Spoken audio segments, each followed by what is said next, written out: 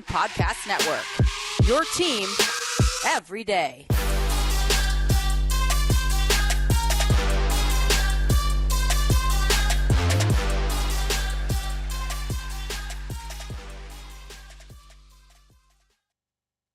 Welcome to the Locked On Wizards podcast. It's your host, the real Ed Oliver. You can follow me on Twitter at EDTOOOFLATT. Just want to thank you guys for making Locked On Wizards your first listen every day. We are free and available wherever you get podcasts. And we have special guests today, Mavs Draft, Richard Stamen. And if you are watching on YouTube, he has a John Wall jersey. It might be his. It's when the NBA was with Adidas.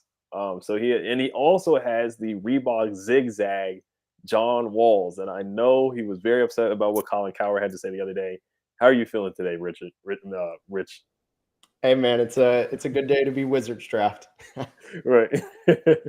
Yeah. So you've been on the show so many times. I mean, you might have to be an honorary co-host, especially wearing the Wizards jersey. I know people in the YouTube comments, they're gonna love this. They're gonna love that you have this jersey on. Maybe they might bring back John Wall. If he gets bought out, we'll see. But today we are talking about Shaedon Sharpe, signed with Kentucky. I was going to say he played with Kentucky. I guess I will say he practiced with Kentucky. Played in the EYBL, played in the Peach Jam. Just to bring up some numbers and context, if you've never heard of Shaedon Sharpe, he averaged in the EYBL circuit, he averaged 22.6 points a game, 5.8 rebounds per game, and 2.7 assists per game. And he scored and finished in the top 5 and made 3. So this is a guy that can really fill it up. When I look at his measurables, is he 6'6" or is he 6'5"?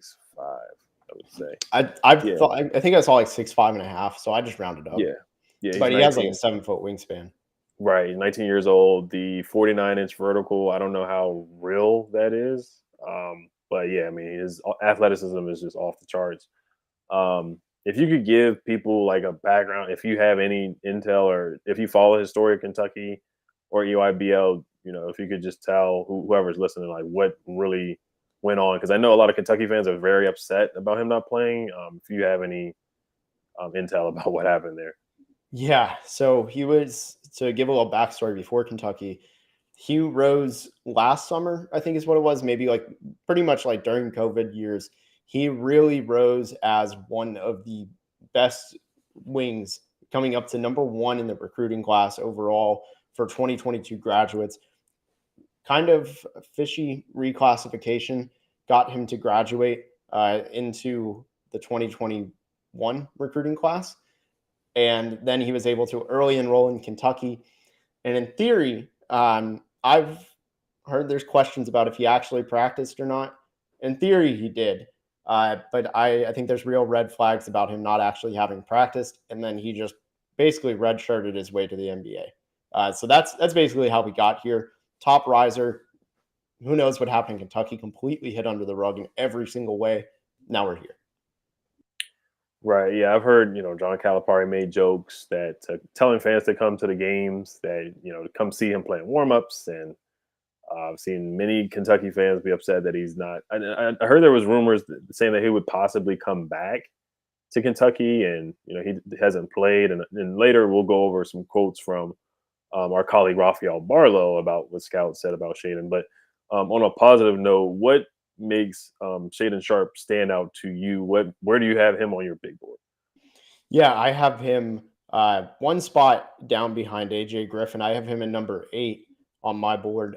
What makes me really just impressed with him is, you hinted at it. Even if that 49-inch vertical isn't real, like it's safely over 40 inches. It's nuts how athletic he is in terms of just being able to rise up quickly, how high he can rise up, finishes through contact, just uses the athleticism very well. Like when he cuts and he has a head of steam, you're not stopping him.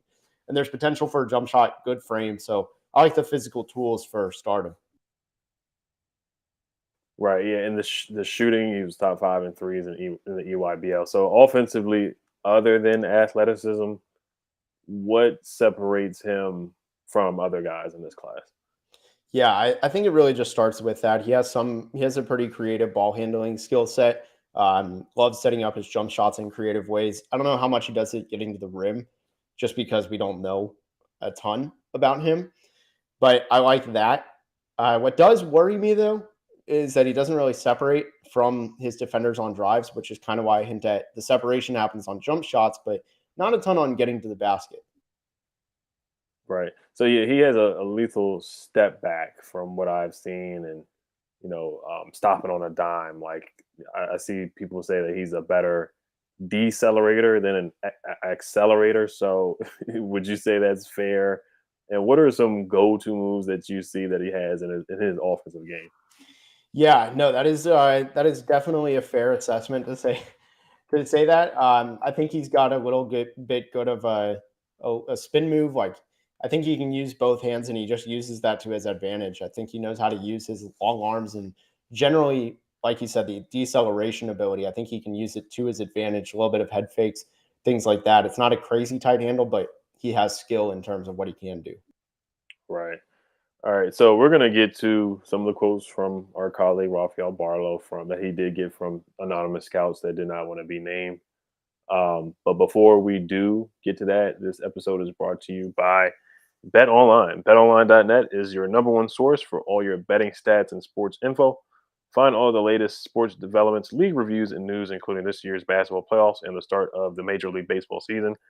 BetOnline is your continued source for all your sporting wagering information from live betting to playoffs, esports, and more.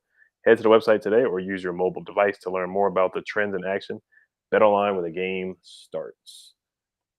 We have an important favor to ask you. We put together a survey so we can learn more about listeners like you and make your favorite Locked On podcasts even better. This is your opportunity to tell us what you like and don't like about Locked On Podcasts. Go to lockedonpodcast.com/survey right now to get started. It won't take very long, and everyone that completes the survey can qualify for a chance to win one of 10 $100 Ticketmaster gift cards. To take your audience survey, go to lockedonpodcast.com/survey. Thanks for your help. All right, so I'm going to read about two or three quotes. I know you probably heard them, but I'll just read them for the listeners that have not heard them yet. This is from Raphael Barlow, our colleague who talked to a couple of scouts. Quote, he says, one scout said to him, he barely played practice at Kentucky, didn't want to play in games, and he did not want to play at the NBA Combine. Who's advising him? He can't hide forever. Does he want to play in Summer League?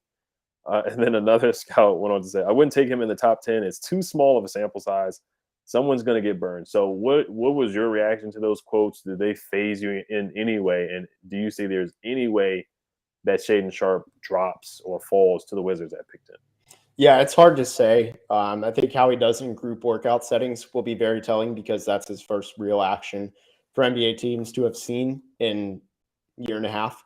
So I get it. There's a ton of risk. Teams are scared of risk. I mean, nobody likes scouting a player going, all right, this is our guy, and then going, whoops, he's not good, and he busts. Like nobody wants to draft a bust because somebody's going to be held accountable, and they don't want to be that scout or that team to be held accountable. So it's a risk factor, right? Like, I mean, you have to look at, hey, he could be a 20 points per game guy who can score at all three levels, has great length. Maybe he learns how to use it on defense. That's a star in this league. Right. And then how much stock do you take in those scouts' comments? Do you think that as a GM, that's something that you would feel like would drop him past a Johnny Davis or a Dyson Daniels because they were able to see those guys play? I think when you look at some players next to each other, like if it's him or Jalen Duren, right? Players that actually Shaedon Sharpe's older. Jalen Duren played against better competition and had a good season. You might see tiebreakers going, hey, we know this guy is there. He's younger. I think it's all a side-by-side basis, right? Like I think really it wouldn't shock me if he goes around 10 just because there's about 8 or 7, maybe 9 guys that are in front of him where I'm like, all right, let's look at tiebreakers of what would separate Shaedon Sharpe and this player, like Johnny Davis, Keegan Murray, AJ Griffin, Benedict Mathurin, all these guys. And I think they get the tiebreaker advantage in terms of just have they done well against good competition? And they all have. Can't necessarily say the same about him. Right. Yeah, that makes 100% sense. He's just a huge question mark. But you brought up Jalen Duren in the EYBL in the summer circuit in the half court setting. I found some stats.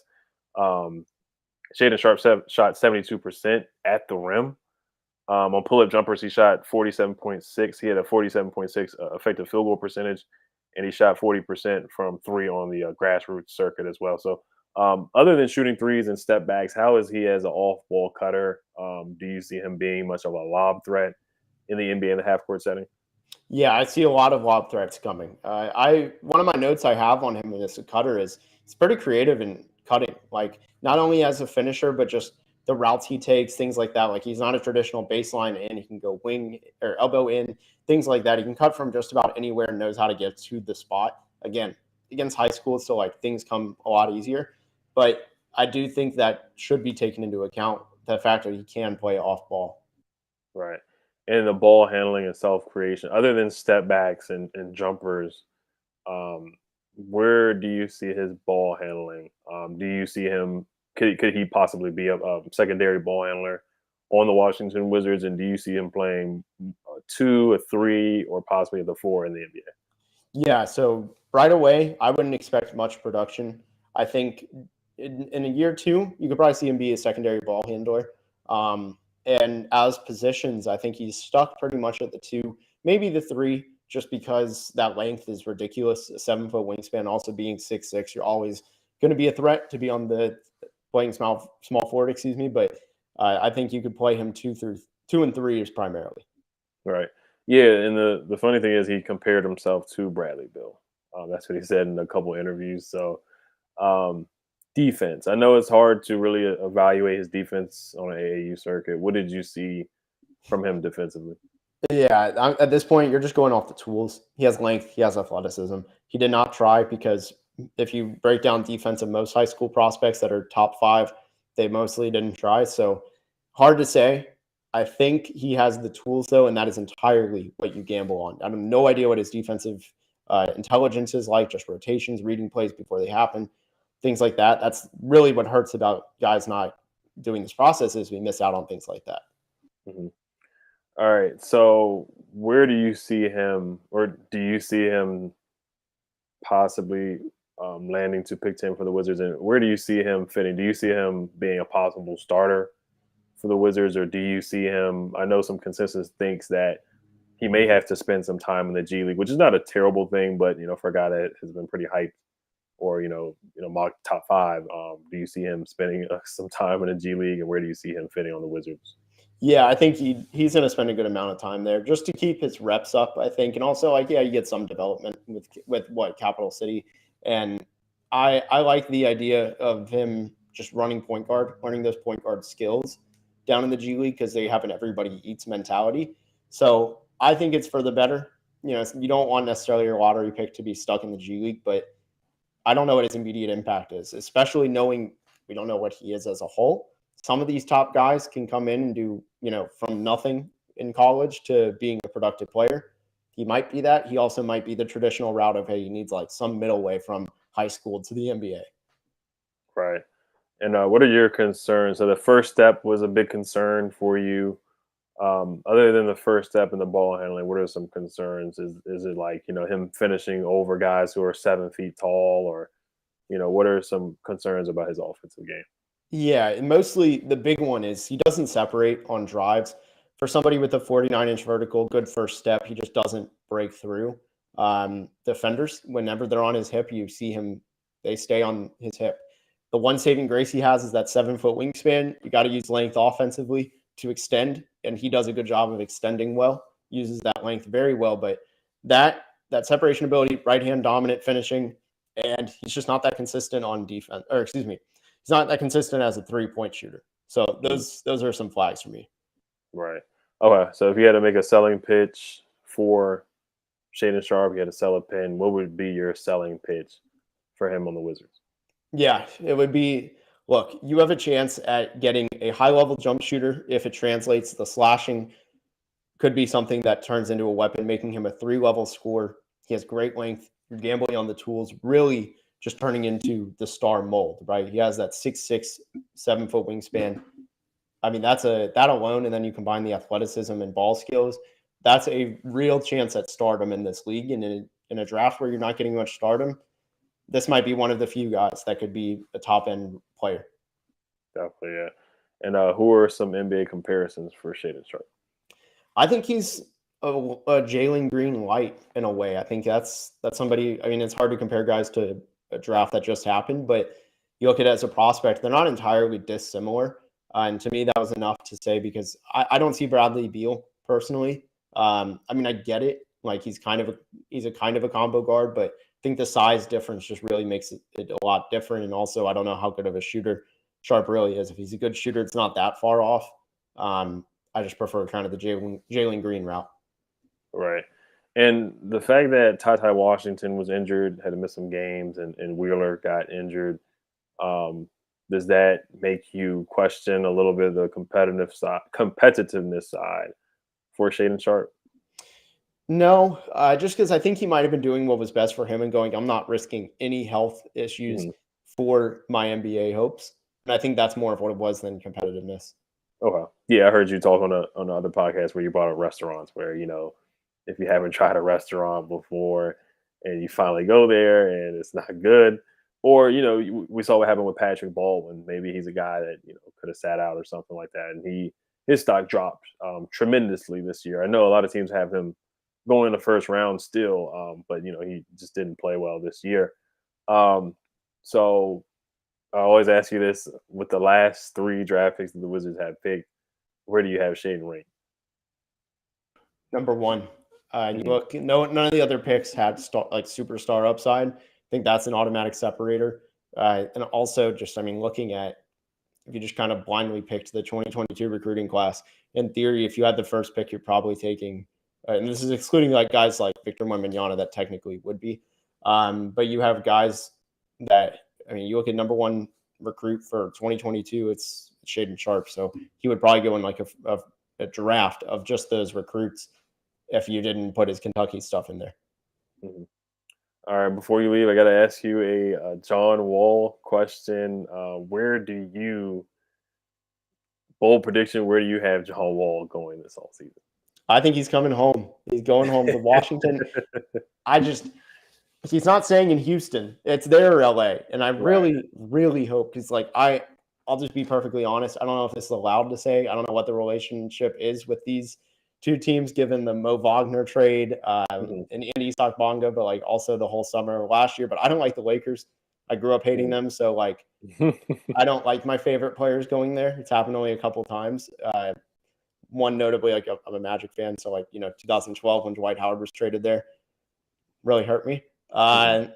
And I hope John Wall does not go there. Right. Yeah, I could see that happening. Basically, a Russ, the same swap that the Wizards did. It could be a Russ for a John kind of swap. I could clearly see that happening. But and then lastly on Sharp, if he does fall to 10, do you think the Wizards should run to the podium and take him, or should they take a safer pick like a Johnny Davis, who they do have interest in, or Matherin if he's there? Ooh, if Matherin's there, I take him. Okay. If anyone else, like if it's him or Keegan Murray are there, those are the only guys I think I would definitely take above him. Look, you're a team like Washington, you have to get superstars on this Mhm. team. So, or not a superstar, that is a way stretch, but like you need a star to surround Bradley Beal with and go, hey, we have talent that we can win with. And Shaedon Sharpe might be a year two, like he has a big breakout and becomes a great player. He's not going to win Rookie of the Year or anything this year, but you get that, and I think you got somebody who could help keep Bradley Beal if he hits. So I like the core that they'd be building, and ultimately that's what Washington wants is to keep their current star. It's hard to find stars in this league. Right.